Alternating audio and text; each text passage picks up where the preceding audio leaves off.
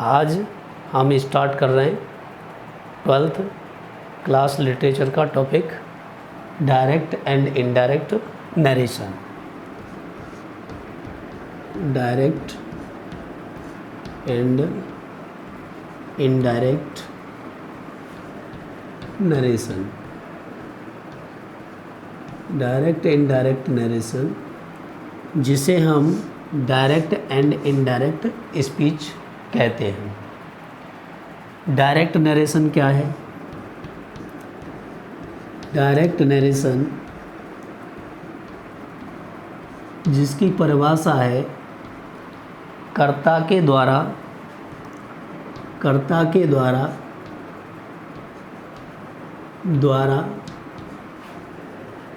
कही गई बात को कर्ता के द्वारा कही गई बात को उसी के शब्दों में प्रकट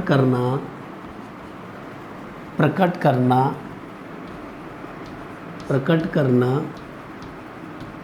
डायरेक्ट नरेशन कहलाता है। डायरेक्ट नरेशन कहलाता है। नरेशन कहलाता है, जिसमें एक कॉमा व इन्वर्टेड कॉमा दिया जाता है। जैसे फॉर एग्जाम्पल के लिए Raman said to me, comma, an inverted comma, I am your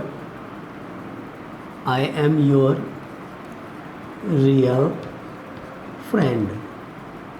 I am your real friend. अब दूसरे नंबर पर आता है इनडायरेक्ट नरेशन। इनडायरेक्ट नरेशन जिसे हिंदी में कहते हैं अप्रत्यक्ष कथन और ये प्रत्यक्ष कथन। इसमें परिभाषा है कर्ता के द्वारा कही गई बात को अपने शब्दों में प्रकट करना। अपने शब्दों में प्रकट करना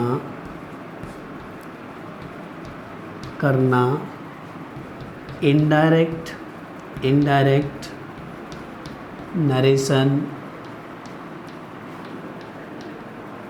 कहलाता है।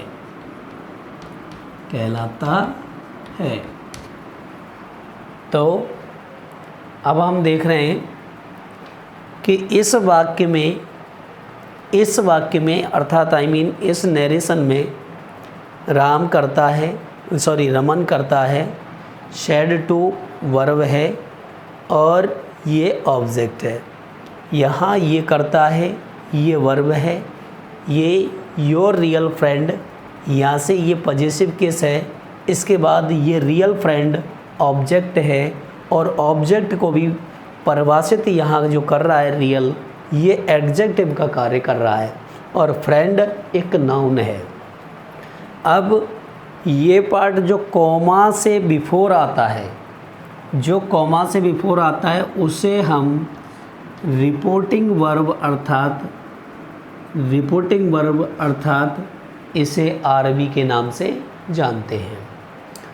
दूसरा जो वाक्य इन्वर्टेड कॉमा में दिया गया है, यह वाक्य रिपोर्टेड स्पीच अर्थात RS के नाम से जाना जाता है। अब हमें ये देखना है कि इस वाक्य को जब डायरेक्ट से इनडायरेक्ट में बदलते हैं तो कर्ता के द्वारा जो कही गई बात है उसे हमें अपने शब्दों में प्रकट करना होता है। जैसे एग्जाम्पल क्या है, यहाँ कर्ता कौन है, रमन, यहाँ कर्ता कौन है, रमन। ये क्रिया है सैड टू, इसको हमें चेंज करना है, ये टोल्ड में बदल जाएगी। ये ऑब्जेक्ट है, ये ऑब्जेक्ट अपने यथा स्थान पर आ जाएगा। अब हम आरबी को आरएस से जब जोड़ते हैं, आरबी को आरएस से जोड़ते हैं तो अकॉर्डिंग टू द सेंटेंस हमें कंजक्शन का प्रयोग करना होता है। जैसे ये वाक्य एफर्मेटिव है, एफर्मेटिव सेंटेंस में हम दैट कंजक्शन का प्रयोग करते हैं। जैसे हमने दैट लगा दिया। अब यहाँ ये जो फर्स्ट पर्सन का करता है, ये रिपोर्टिंग वर्ब के सब्जेक्ट के अकॉर्डिंग चेंज हो जाएगा। जैसे आई, और यहाँ कौन है, रमन। रमन कौन सा है, पुल्लिंग। रमन पुल्लिंग है, इसीलिए फर्स्ट पर्सन का करता है, ये ही में चेंज हो जाएगा, ही में चेंज हो जाएगा। अब देखते हैं हम टेंस हमारा कौन सा है, प्रेजेंट, और ये टेंस जो है पास्ट में चेंज हो जाएगा। तो जैसे एम है या ही है, ही के साथ पास्ट में वाज का प्रयोग करते हैं, वाज का प्रयोग करते हैं, तो इसीलिए am changes into was, am को वाज में बदल दिया। बदलने के बाद ये पॉजिटिव केस है। अब यहाँ योर आ रहा है और यहाँ पर ये मी आ रहा है, तो ये सेकंड पर्सन का पॉजिटिव केस है। तो सेकंड पर्सन को हम फर्स्ट पर्सन के अकॉर्डिंग अर्थात ऑब्जेक्ट के अकॉर्डिंग बदल देंगे। ऑब्जेक्ट के अकॉर्डिंग बदलेंगे तो यहाँ पर मैं आपको एक अलग से समझाना चाह रहा हूँ। जैसे मी ऑब्जेक्ट है, इसका पॉजिटिव होता है माई, इसका सब्जेक्ट होता है आई, और ये किसका हो गया, फर्स्ट पर्सन का। ये फर्स्ट पर्सन का करता है।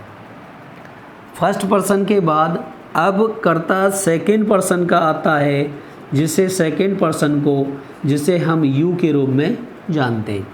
इसका ऑब्जेक्ट क्या होता है, यू होता है, और इसका पॉजिटिव क्या होता है, योर होता है। तो यहाँ हमें योर को किस में बदलना है, माई में। यहाँ योर को हमें किस में बदलना है, माई में बदलना है। तो रमन टोल्ड मी, रमन ने मुझसे कहा दैट ही वॉज माई। अब रियल का क्या रहेगा, रियल ही रहेगा।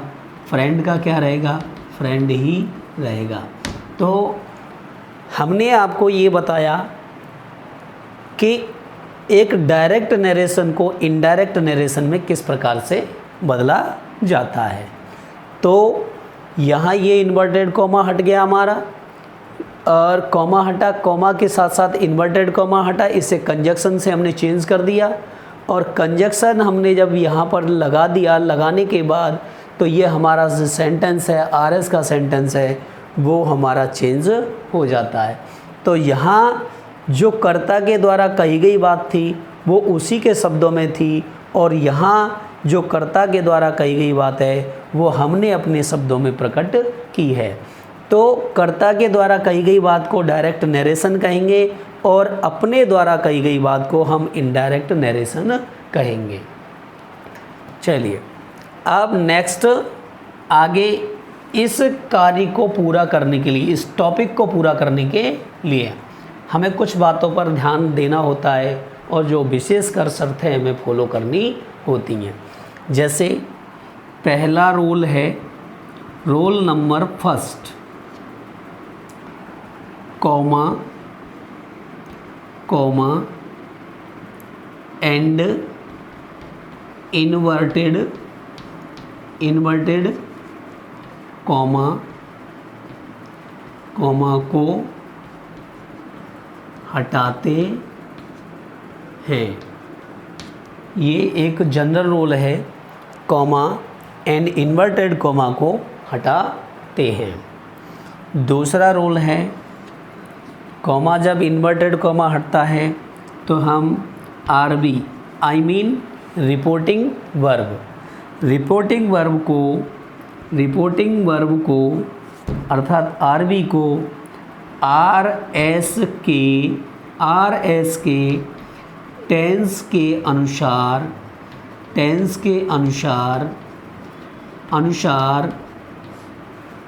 बदल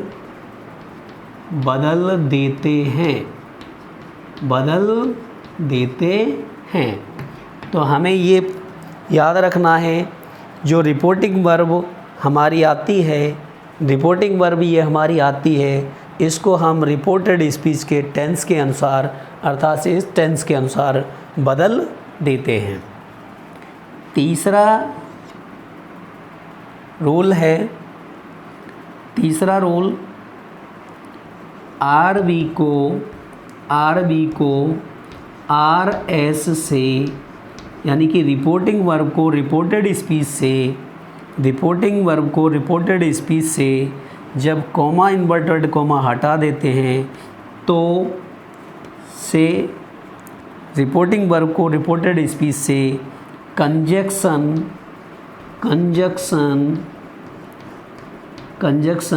अर्थात संयोजक शब्द, जिसे हिंदी में संयोजक शब्द कहते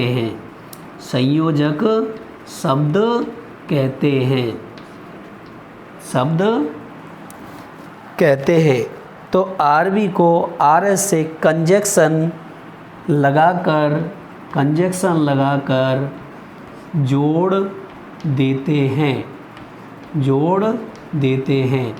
जैसा टेंस होगा रिपोर्टेड स्पीच का, उसी के अकॉर्डिंग यहाँ हमें इस कंजक्शन को चेंज करना होगा।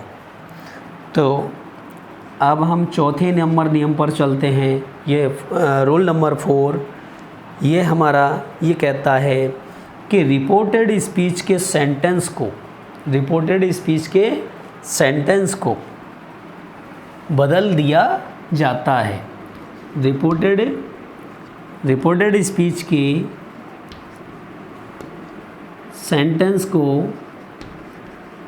सेंटेंस को अर्थात वाक्य को बदल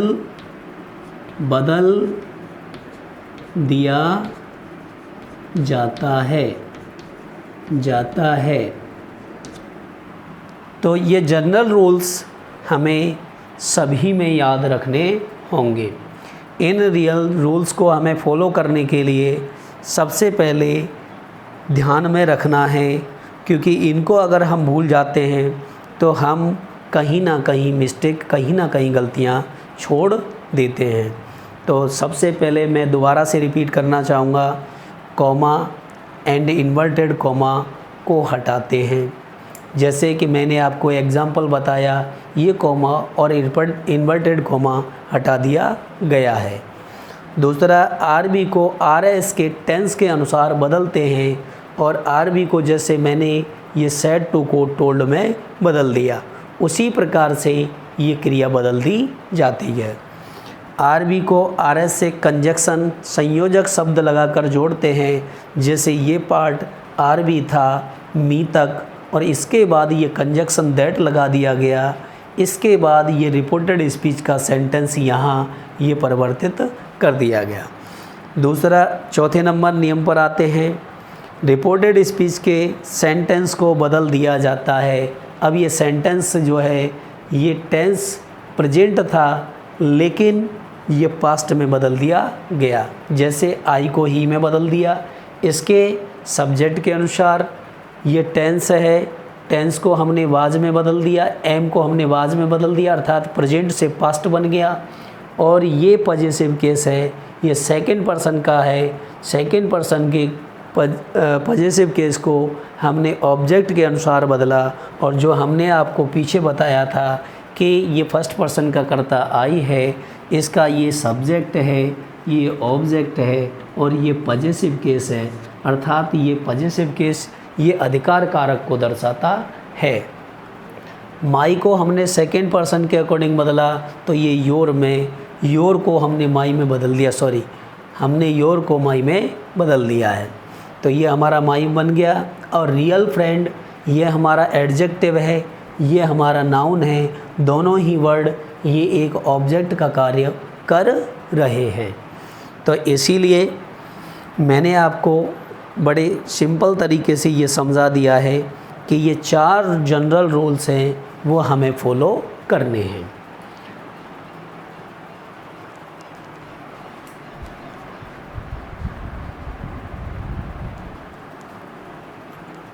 अब हम टॉपिक को आगे बढ़ाते हैं।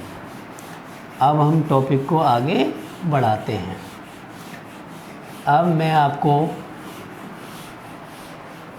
फर्स्ट ऑफ ऑल मैं आपको ये बतलाता हूँ कि हमें रिपोर्टिंग वर्ब को कैसे बदलना है। अगर कहीं पर से आता है, ये रिपोर्टिंग वर्ब है।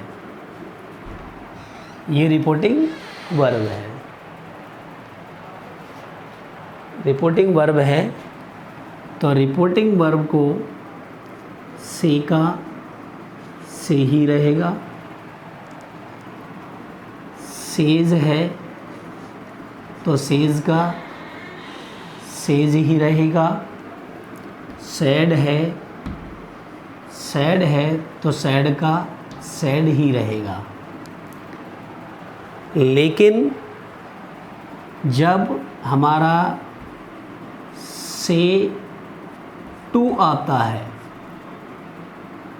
तो इसे हम टेल में बदल देते हैं, और जब हमारा सेज टू आता है तो हम इसे टेल्स में बदल देते हैं, और जब सैड टू आता है तो इसे टोल्ड में बदल दिया जाता है। इस प्रकार से रिपोर्टिंग वर्ब को हम बदल देते हैं। जब रिपोर्टेड स्पीच का सेंटेंस, अगर रिपोर्टेड स्पीच का सेंटेंस है और ये सैड टू है, तो रिपोर्टेड स्पीच का सेंटेंस आएगा तो इस क्रिया को अगर वाक्य एफर्मेटिव है तो टोल्ड में बदलेंगे, अगर वाक्य इंटेरोगेटिव है, अगर वाक्य हमारा इंटेरोगेटिव है तो ये सेंटेंस के अनुसार अपना रूप बदल लेती है। जैसे एफर्मेटिव में टोल्ड, इंटेरोगेटिव सेंटेंस है रिपोर्टेड स्पीच का तो उसे हम किस में बदल देंगे, आस्क्ड में बदल देंगे। आगे, अगर वाक्य हमारा एफर्मेटिव के बाद, इंटेरोगेटिव के बाद अगर वाक्य हमारा ऑप्टेटिव है तो ऑप्टेटिव केस के अकॉर्डिंग हम क्रिया को बदल देंगे। जैसे प्रेड है, कर्स्ड है, मेनी। और अगर हमारा वाक्य इम्पेरेटिव है तो उसमें ऑर्डर्ड है, सजेस्टेड है, वो जैसे अगर आपको हम आगे टेंस कराते जाएंगे उसके अकॉर्डिंग आपको बदलते चले जाएंगे। तो इसका मतलब ये विभिन्न सारे रूपों में बदल जाती है, अर्थात सैड टू को विभिन्न प्रकार के रूपों में बदल दिया जाता है। तो हमने आपको अभी रिपोर्टिंग वर्ब को बदलना बताया, यानी से है तो से का से ही रहेगा, सेज है तो सेज का सेज ही रहेगा, सैड है सैड का सैड ही रहेगा, से टू है तो उसे टेल में बदल देंगे, सेज टू है टेल्स में बदल देंगे, सैड टू है टोल्ड में, आस्क्ड में, अर्थात एटसेट्रा क्रियाज में बदल दिया जाता है।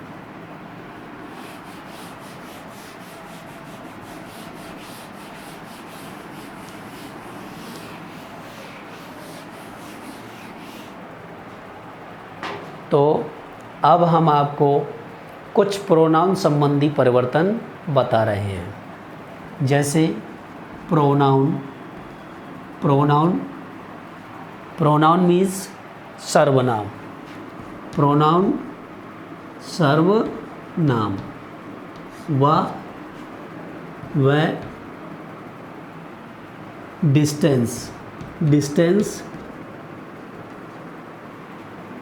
डिस्टेंस मतलब दूरी, तथा तथा, तो प्रोनाउन डिस्टेंस दूरी तथा टेंस संबंधी परिवर्तन हम आपको बताएंगे। टेंस अर्थात काल संबंधी परिवर्तन हम आपको बताएंगे। संबंधी परिवर्तन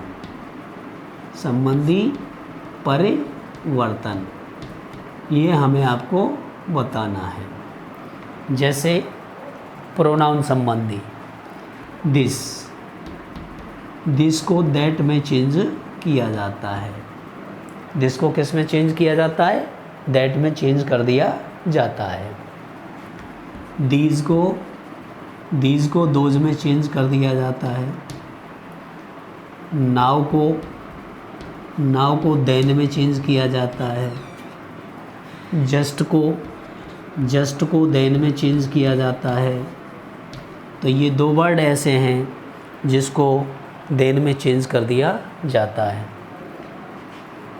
अब हमारा आता है अगो को हमने बिफोर में चेंज करना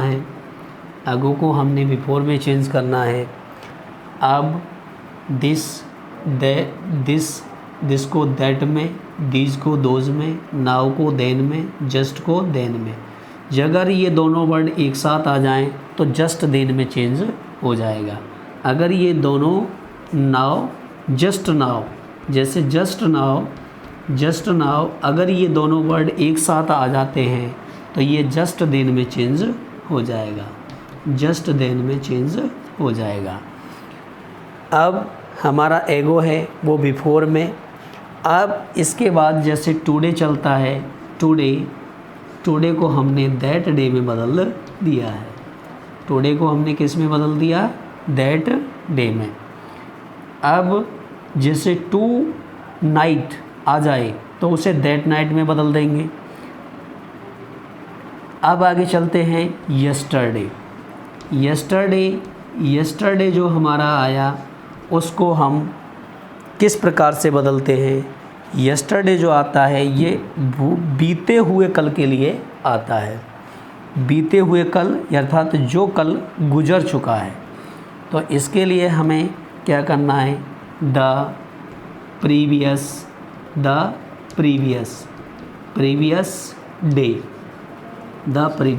डे में चेंज करना है।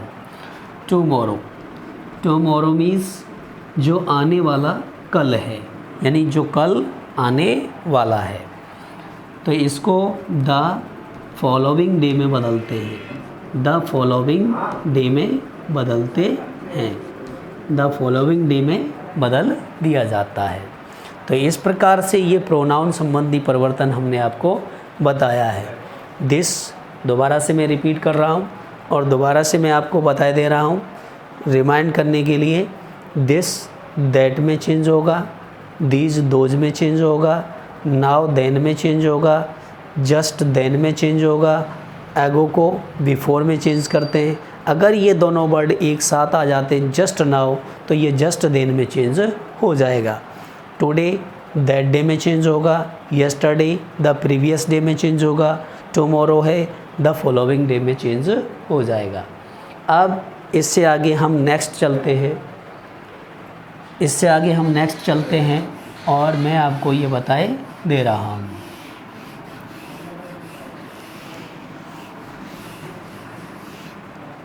जैसे द लास्ट मंथ आता है या द लास्ट वीक आता है, द लास्ट ईयर आता है या मोमेंट आता है। ये क्षण को दर्शाता है। तो the last month, the last week, the last year, the last moment. अगर ये आ जाए तो हमें केवल लास्ट को ही बदलना है। तो लास्ट को बदलने के लिए हम किस प्रकार से, देखिए द लास्ट को जब हमें बदलना है तो इसे द प्रीवियस में बदल देते हैं। किस में बदल देते हैं? प्रीवियस में बदल देते हैं।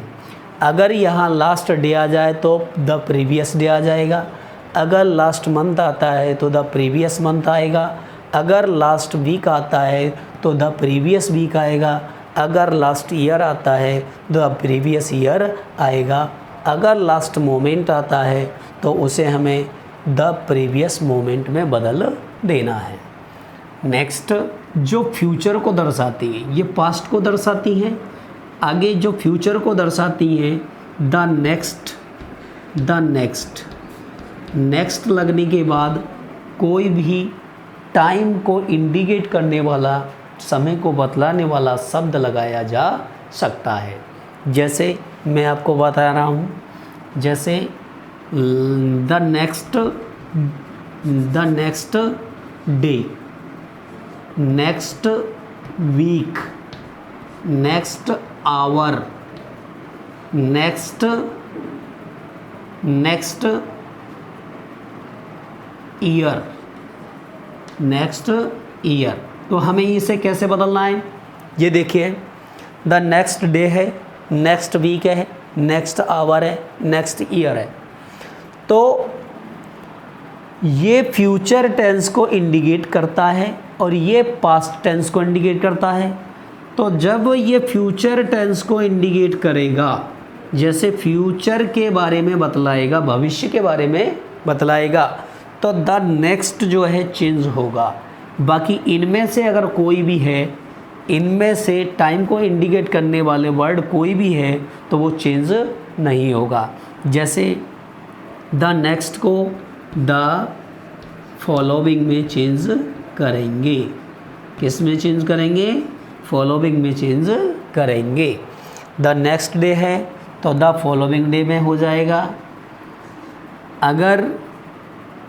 अगर नेक्स्ट वीक है तो द फॉलोइंग वीक में चेंज हो जाएगा। और द नेक्स्ट आवर है तो द फॉलोइंग आवर में चेंज हो जाएगा। और अगर नेक्स्ट ईयर है तो द फॉलोइंग ईयर में चेंज हो जाएगा। और वही यहाँ पर सिद्ध होगा। जैसे लास्ट को प्रीवियस में बदलना, नेक्स्ट को द फॉलोइंग में बदल दिया, तो वही सिस्टम यहाँ लागू होगा। तो जैसे मंथ का मंथ रहेगा, वीक का वीक रहेगा, ईयर का ईयर रहेगा और मोमेंट का मोमेंट रहेगा। तो ये इस तरीके से हमने अभी आपको प्रोनाउन संबंधी परिवर्तन व डिस्टेंस संबंधी परिवर्तन बता दिया है। अब हमें नेक्स्ट पॉइंट पर चलना है, वह है हमारा टेंस संबंधी परिवर्तन। तो अभी तो हमने आपको प्रोनाउन और डिस्टेंस संबंधी परिवर्तन बताया। अब हम आपको एक टेंस संबंधी परिवर्तन बताने जा रहे हैं।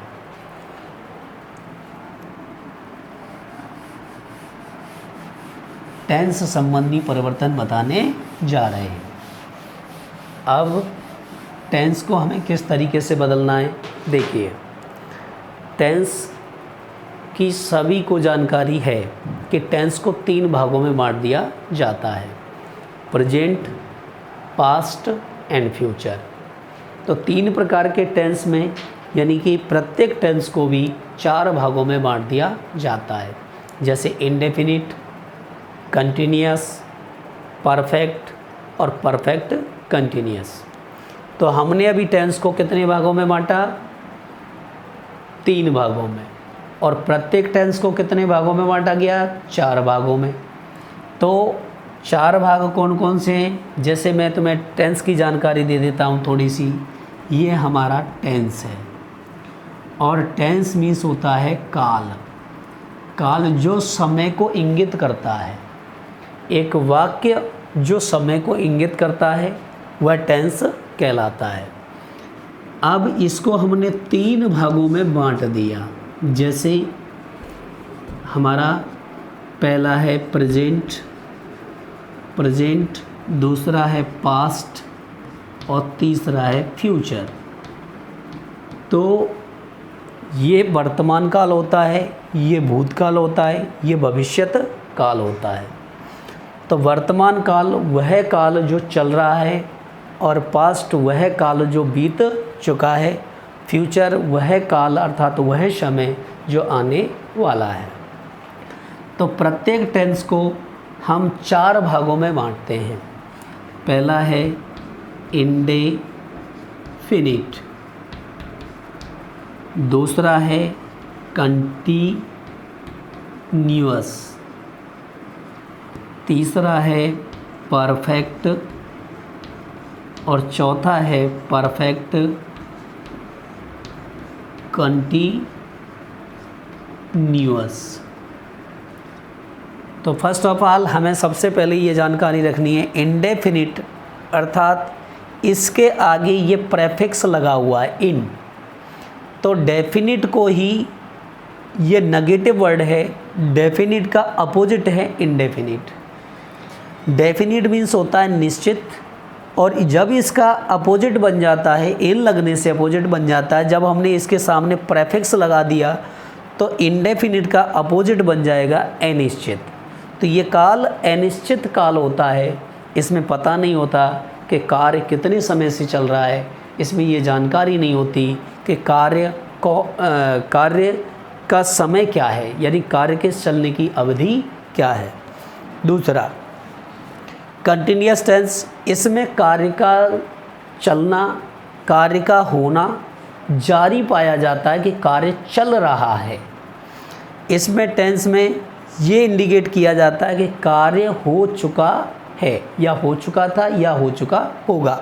तो इसके कार्य के पूर्णता को दर्शाता है। तो इसका मतलब पूर्ण, परफेक्ट मीन्स होता है पूर्ण, जो कार्य के होने की पूर्णता को दर्शाता है। परफेक्ट कंटिन्यूअस टेंस, ये टेंस कार्य के पूर्ण और निरंतर जारी रहने को दर्शाता है। अब कोई भी टेंस जब हम करते हैं, चाहे वो प्रेजेंट हो, चाहे वो पास्ट हो, चाहे वो फ्यूचर हो, तो इसके सामने हमें वही टेंस का प्रयोग करना है। जैसे हमें क्या जोड़ना है ये मैं बताए दे रहा हूँ। प्रेजेंट टेंस लेके चल रहे हैं तो हमें क्या जोड़ देना है, इसके आगे प्रेजेंट ही जोड़ना है। और टेंस लेके चल रहे हैं तो यहाँ पर क्या जुड़ जाएगा, टेंस जुड़ जाएगा। तो अब यहाँ जब हम प्रेजेंट लेके चल रहे हैं तो प्रेजेंट इंडेफिनिट टेंस बन गया, और इसमें प्रेजेंट कंटिन्यूअस टेंस हो जाएगा, ये प्रेजेंट परफेक्ट टेंस हो जाएगा, ये प्रेजेंट परफेक्ट कंटिन्यूअस टेंस हो जाएगा। अब चलिए, अगर हमें पास्ट टेंस लेके चलना है, अगर हमें पास्ट टेंस लेके चलना है तो यहाँ पर हम क्या करेंगे, पास्ट लगा देंगे। तो पास्ट इंडेफिनिट टेंस हो जाएगा, फिर पास्ट कंटिन्यूअस टेंस हो जाएगा, पास्ट परफेक्ट टेंस हो जाएगा, और पास्ट परफेक्ट कंटिन्यूअस टेंस हो जाएगा। अब आगे चलते हैं फ्यूचर के लिए, आगे चलते हैं फ्यूचर के लिए। तो फ्यूचर में भी हमें एक बात ध्यान रखनी है, तो यहाँ हमें क्या करना है, फ्यूचर शब्द को जोड़ देना है। तो फ्यूचर शब्द को हमें जोड़ देना है। ये फ्यूचर इंडेफिनिट टेंस है, ये फ्यूचर कंटिन्यूअस टेंस बन जाएगा, फ्यूचर परफेक्ट टेंस बन जाएगा, और फ्यूचर परफेक्ट कंटिन्यूअस टेंस बन जाएगा। जिस टेंस का हम प्रयोग करेंगे तो इनके आगे, जिस टेंस का हम प्रयोग करेंगे इनके आगे हमें वही टेंस लगा देना है, और आगे टेंस हमें लिख देना है। तो इस प्रकार से हमारा टेंस संबंधी, अभी हमने आपको टेंस के बारे में बताया। अब टेंस संबंधी परिवर्तन किस प्रकार से किया जाता है वो मैं आपको बताए दे रहा हूँ। जैसे प्रेजेंट टेंस था, प्रेजेंट टेंस था वो प्रेजेंट इंडेफिनिट है, प्रेजेंट इंडेफिनिट टेंस है। प्रेजेंट इंडेफिनिट टेंस को हमें पास्ट टेंस में बदलना है। किस में बदलना है, पास्ट इंडेफिनिट टेंस में बदल देना है। पास्ट इंडेफिनिट टेंस में बदल जाएगा। तो यहाँ असुविधा के लिए, यहाँ असुविधा के लिए आपको मैं एक, यहाँ असुविधा ना हो इसलिए मैं आपको एक शॉर्ट फॉर्मूला और बता देता हूँ जो वर्ब के अकॉर्डिंग चेंज करना है। जैसे इस टेंस में वर्ब की फर्स्ट फॉर्म का प्रयोग किया जाता है। इस टेंस में कौन सी फॉर्म का प्रयोग किया जाता है? अर्थात फर्स्ट फॉर्म का प्रयोग किया जाता है। तो मैं तुम्हें असुविधा ना हो इसीलिए दोनों रूप में ही बताए दे रहा हूँ।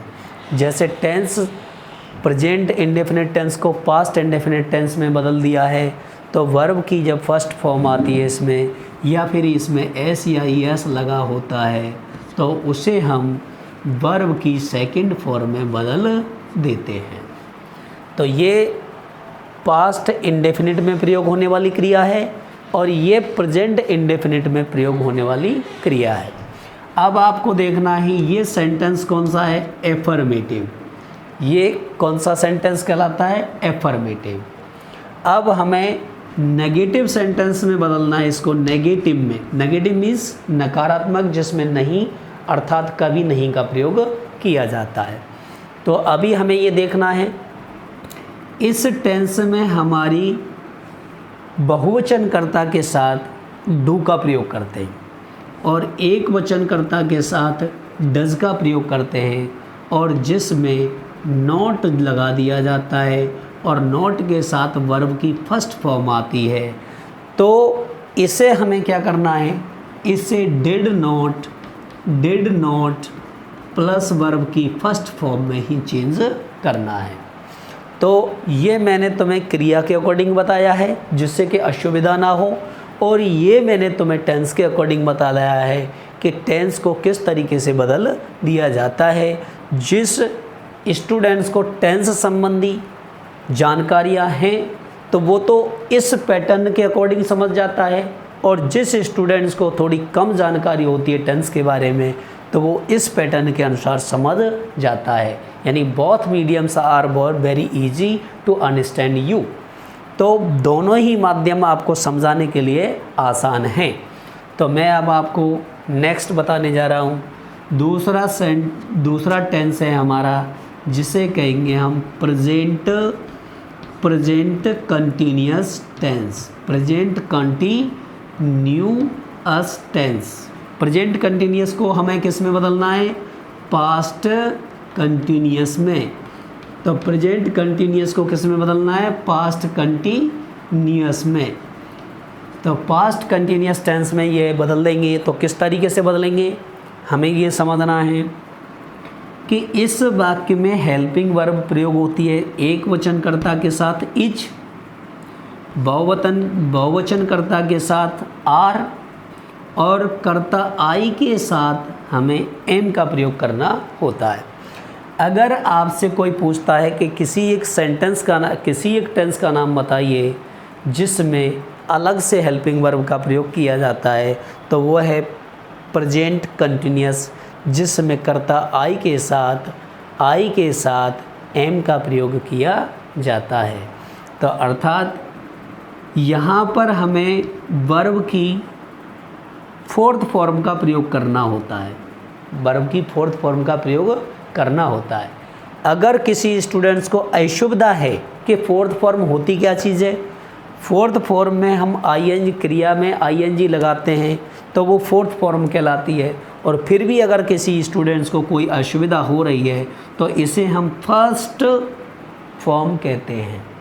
फर्स्ट फॉर्म में इसमें हमें आईएनजी जोड़ देना होता है। तो इसको हमें किस में बदलना है? वाज प्लस वर्ब में बदलना है, और वाज प्लस वर्ब के साथ वर्ब की फर्स्ट फॉर्म में आईएनजी लग जाती है। तो अर्थात हमारा जो प्रेजेंट कंटिन्यूअस टेंस है वो पास्ट कंटिन्यूअस टेंस में चेंज हो जाता है। दूसरा प्रेजेंट इंडेफिनिट टेंस को मैंने आपको यहाँ बदलना बता ही दिया है। अब तीसरा टेंस चलता है, वो है हमारा प्रेजेंट परफेक्ट। प्रेजेंट परफेक्ट ये मैंने पहले भी आपको बताया है कि ये प्रेजेंट परफेक्ट टेंस है हमारे पूर्ण होने को दर्शाता है, अर्थात हमारा कार्य पूर्ण हो चुका है। तो इसकी पहचान चुका है, चुकी है, चुके हैं, चुका हूँ, लिया है, दिया है, किया है। इसमें रहा है, रही है, रहे हैं, इसमें ता है, ती है, ते हैं, ता हूँ। तो ये मैंने तुम्हें टेंस की पहचान भी बता दी है। अब आगे चलते हैं। हमारा प्रेजेंट परफेक्ट टेंस को हमें पास्ट परफेक्ट टेंस में बदलना है। पास्ट परफेक्ट टेंस में जब बदलेंगे तो हमें कुछ रूल्स यहाँ भी मैं तुम्हें असुविधा ना हो इसके अकॉर्डिंग बतला दे रहा हूँ। अर्थात यहाँ पर हमने क्या किया, यहाँ पर हमने हेल्पिंग वर्ब का प्रयोग किया, ये क्रिया का रूप है, ये हेल्पिंग वर्ब है, ये क्रिया का रूप है। अब यहाँ पर चलते हैं, हमें क्या करना है, हैज़ प्लस हैव। तो एक वचनकर्ता के लिए हैज़ और बहुवचनकर्ता के लिए हैव, प्लस वर्ब की थर्ड फॉर्म का प्रयोग करेंगे। वर्ब की थर्ड फॉर्म कौन सी होती है, ये सब अधिकतर मैक्सिमम स्टूडेंट जानते हैं, फिर भी अगर समझ नहीं आ रही है तो मैं आपको एक एग्जांपल से समझा दे रहा हूँ। जैसे वर्ब मीन्स होता है, टेक मीन्स होता है लेना। टेक मीन्स क्या होता है, लेना। तो ये हमारी फर्स्ट फॉर्म है, फर्स्ट फॉर्म। दूसरा, हमें इसे पास्ट में चेंज करना होता है, सेकंड फॉर्म में चेंज करना होता है, तो इसको किस में चेंज करेंगे, टुक।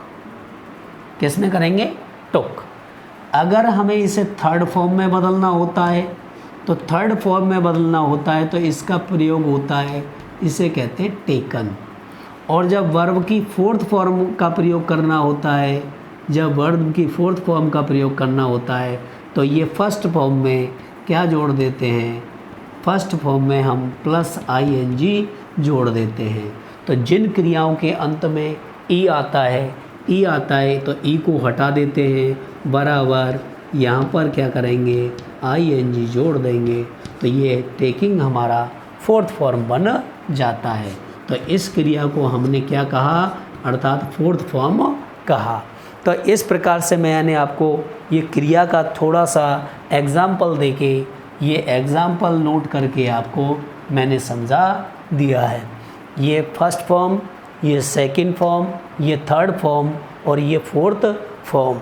तो इसको समझने के लिए अब आपको कोई प्रॉब्लम नहीं आएगी। तो नेक्स्ट, हमें प्रेजेंट परफेक्ट टेंस को पास्ट परफेक्ट टेंस में बदलना है। तो हैज़ और हैव, इसका पास्ट होता है हैड, और वर्ब की ये थर्ड फॉर्म आती है, ये वर्ब की थर्ड फॉर्म ही रहेगी, ये वर्ब की थर्ड फॉर्म ही रहेगी। अब चलते हैं, हमारा चौथे नंबर का टेंस होता है जिसे कहते हैं हम present perfect continuous.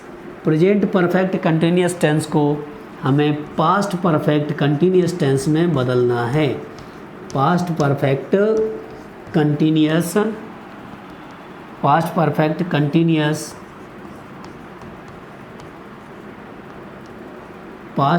Continuous tense में बदलना है। तो इसके लिए हमें कैसे बदलना है, ये भी हमें ध्यान में रखना है।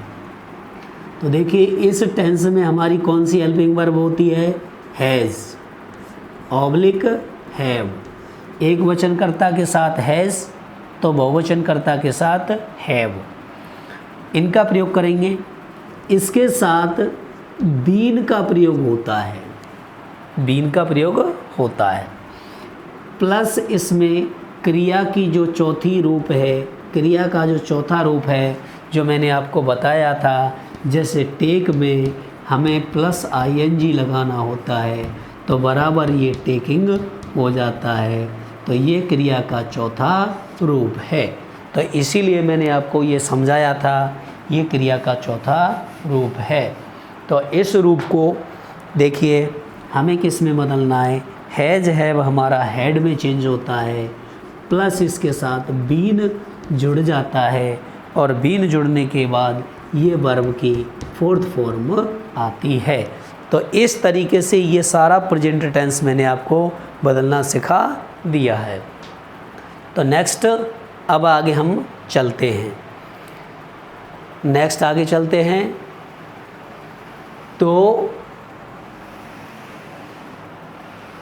उम्मीद है कि आपको ये सब समझ में आ रहा होगा। उम्मीद है ये आपको सभी समझ में आ रहा होगा। अभी हमने एक देखा कि हमारा present indefinite tense past indefinite tense में बदला, हमारा present continuous tense past continuous tense में बदला, present perfect tense past perfect tense में बदला, present perfect continuous tense past perfect continuous tense में बदल गया। अब इसके बाद मैं बता रहा हूँ आपको कि हमारा पांचवा टेंस कौन सा होगा। अब पांचवें टेंस में हमें ये ध्यान देना है। पांचवा टेंस होता है हमारा past indefinite tense. Past indefinite tense में हमें ये बदलना किस में है, सबसे बड़ी प्रॉब्लम तो यही आती है स्टूडेंट्स को कि जब कन्फ्यूजन का सामना करते हैं तो पास्ट इंडेफिनिट टेंस आता है तो उसे बदला कैसे जाता है। तो ये पास्ट परफेक्ट टेंस में बदल जाता है, पास्ट परफेक्ट टेंस में बदल जाता है। Past indefinite tense past perfect tense में बदल जाता है। अब आपको असुविधा ना हो इसके लिए मैं आपको क्रिया का रूप बताए देता हूँ। जैसे अगर हमारी वर्ब की सेकंड फॉर्म है और वर्ब की जब सेकंड फॉर्म है, चाहे वो कर्ता एकवचन हो चाहे वो बहुवचन हो, सभी के साथ ये क्रिया इक्वल रहती है, अर्थात समान रहती है, ये बदलती नहीं है। तो इसे हमें बदलना कैसे है, यहाँ पर हैड प्लस वर्ब की थर्ड फॉर्म लगती है।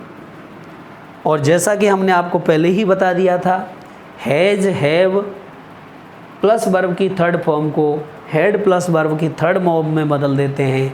ऐसे ही वर्ब की सेकंड फॉर्म को हैड प्लस वर्ब की थर्ड फॉर्म में बदल देते हैं। तो ये एफर्मेटिव रूप था, ये एफर्मेटिव सेंटेंस था। अब नेगेटिव सेंटेंस आता है, जब पास्ट इंडेफिनिट का नेगेटिव सेंटेंस आता है तो आप सभी परिचित हैं, इसमें हमें डिड नॉट प्लस वर्ब की फर्स्ट फॉर्म का प्रयोग करना होता है। नेगेटिव सेंटेंस में डिड नॉट प्लस वर्ब की फर्स्ट फॉर्म का प्रयोग करना होता है। जब हम इसे डायरेक्ट से इनडायरेक्ट बनाते हैं, डायरेक्ट से इनडायरेक्ट बनाते हैं तो डिड नॉट प्लस वर्ब की फर्स्ट फॉर्म को हम had plus not plus verb की थर्ड फॉर्म में चेंज कर देते हैं। तो यानी कि हमारा कौन सा था, पास्ट इंडेफिनिट रूप था, ये पास्ट परफेक्ट टेंस में बदल जाता है। अब हम चलते हैं 6 नंबर सेंटेंस पर, सॉरी टेंस पर। 6 नंबर टेंस क्या है हमारा, ये पास्ट कंटिन्यूस है, पास्ट कंटिन्यूस टेंस है। पास्ट कंटिन्यूस टेंस को पास्ट परफेक्ट कंटिन्यूस टेंस में बदल देते हैं। पास्ट परफेक्ट कंटिन्यूस टेंस में बदल देते हैं। अब इसके बारे में मैंने आपको जानकारी दी थी और बताया था कि इस टेंस में हमें वाज प्लस वर्ब की चौथी फॉर्म का प्रयोग करना है। तो इसे बदलने के लिए यहाँ पर had plus been plus verb की चौथी फॉर्म का ही प्रयोग करना है। तो इस प्रकार से हमारा जो पास्ट टेंस है, जो 2 पास्ट टेंस होते हैं हमारे, 2 पास्ट टेंस इस प्रकार से बदल दिए जाते हैं।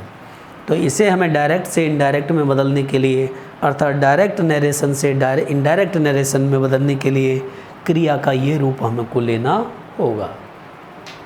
तो अब मैं आपको बताता हूँ कि कुछ मॉडल वर्ब भी हम प्रयोग करते हैं, कुछ मॉडल्स भी प्रयोग करते हैं। जैसे मॉडल वर्ब कौन सी होती हैं, ये टोटल क्रियाएं होती हैं 13।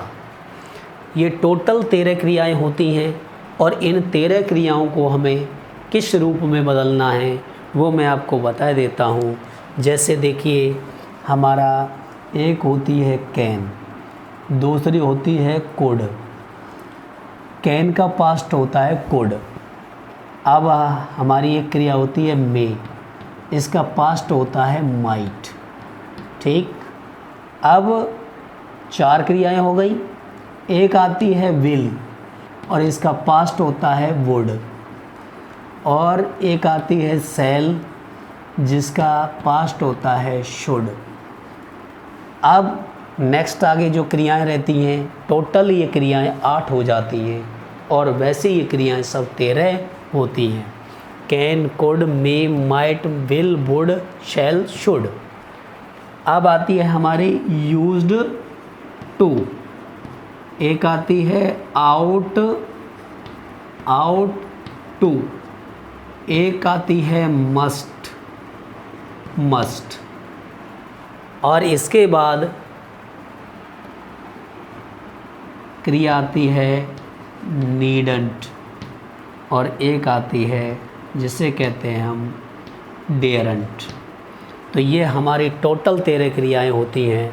अब टोटल 13 क्रियाओं को हमें किस तरीके से बदलना है, तो यहाँ हमें लिखना है मॉडल्स, और केवल 4 क्रियाएं ऐसी होती हैं जिन्हें हमें बदलना होता है। जैसे कैन कुड में चेंज होगा, मे माइट में चेंज होगा, विल वुड में चेंज होगा, और शैल शुड में चेंज होगा। तो ये 4 क्रियाएं हमारी 1 2 3 4, ये 4 क्रियाएं हमारी इस तरीके से चेंज हो जाएंगी। दोबारा से मैं बता दे रहा हूँ, कैन कुड में, मे माइट में, विल वुड में, शैल शुड में। इस तरीके से हमें इन चारों क्रियाओं को 4 क्रियाओं में 4 रूपों में बदल देना है। अर्थात कैन का पास्ट टेंस कुड होता है, मे का पास्ट टेंस माइट होता है, विल का पास्ट टेंस वुड होता है, शैल का पास्ट टेंस शुड होता है, और बाद बाकी की ये हमारी 5 क्रियाएं हैं, ये बदली नहीं जाती हैं। ये जब डायरेक्ट से इनडायरेक्ट नरेशन करते हैं, डायरेक्ट से इनडायरेक्ट स्पीच करते हैं, तो इन क्रियाओं को हम बदलते नहीं हैं। तो ये हमारा टेंस संबंधी परिवर्तन। अभी तक हमने आपको यही सिखाया, यही बताया है कि क्रियाओं को हमें किस तरीके से डायरेक्ट से इनडायरेक्ट में बदलना होता है। तो हमने आपको 4 जनरल रूल्स थे वो बता दिए, डायरेक्ट से इनडायरेक्ट की परिभाषाएं बताई। तो इसके बाद प्रोनाउन संबंधी, डिस्टेंस संबंधी और टेंस संबंधी परिवर्तन हमने आपको बता दिए हैं। टेंस संबंधी परिवर्तन हमने आपको बता दिए हैं। अब नेक्स्ट